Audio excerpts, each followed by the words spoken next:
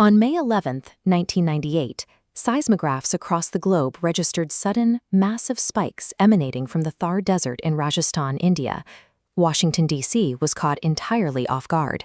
In Langley, Virginia, a stunned silence fell over CIA headquarters.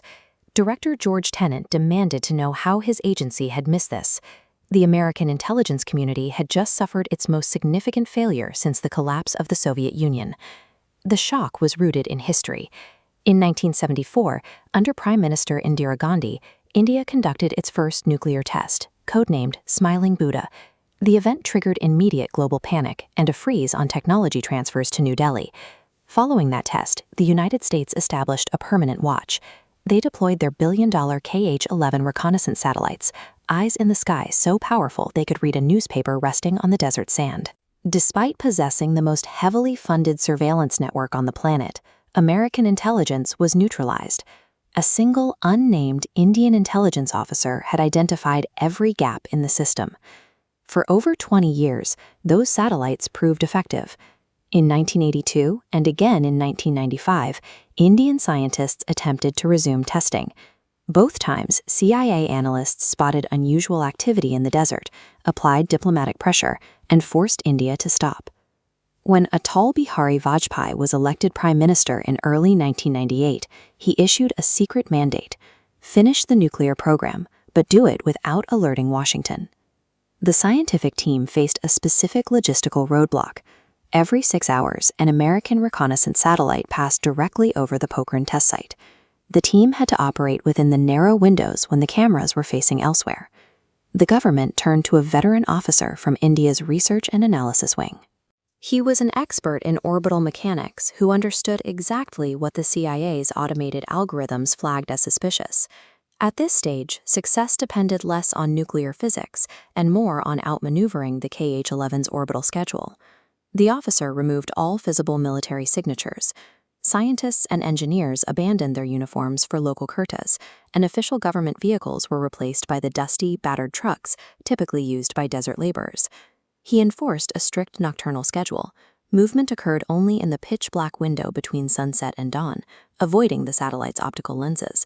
However, the CIA used infrared imaging to see through the dark. Machinery heat appeared as glowing shapes on an analyst's monitor.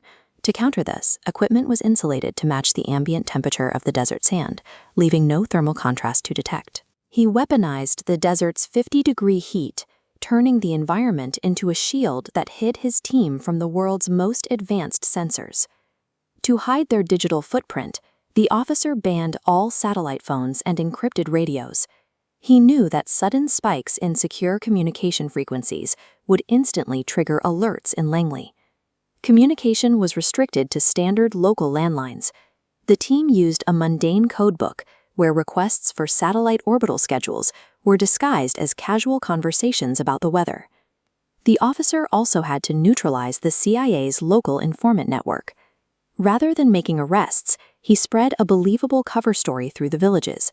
The army was simply working on a new irrigation pipeline project.